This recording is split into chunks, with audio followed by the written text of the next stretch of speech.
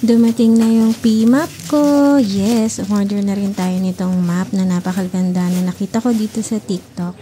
Ito yung map na nahihiwalay na yung maduming tubig sa malinis na tubig. So, hindi mo na kailangan na magtiis doon sa maduming tubig. Ganun.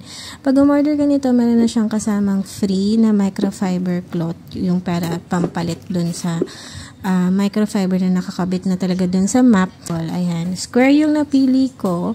Tapos meron siyang pang drain ng water na madumi. So hindi mo na kailangang hawakan yung maduming tubig. Buksan mo lang yan, lalabas na yung maduming tubig. Ayan yung itsura niya. Tapos dito mo dun sa parang bilog ilalagay sa inyo mamaya. Assemble muna natin yung handle. Ayan, madali lang naman siya i-assemble. Actually, ganyan lang. Kukunin mo lang yan. Tapos, titignan mo lang yung pagkakasunod-sunod nung ikakabit mo para makabit mo siya. So, una muna is itong may parang itim. Yan yung pang-adjust nung may lock yan eh. And nakita mo yung kulay white. Yan yung lock para pagbukas mo niyan, iikot na yung map. Pag ipipress mo dun sa map mismo. Tapos, ilalock mo siya.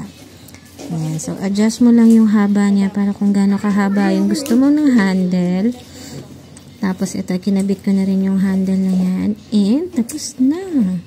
So, ayan, madali lang talaga siyang i-assemble. Ayan, ito na yung itsura niya. Ganyan siya kahaba, ganyan siya kaganda. And, itest natin.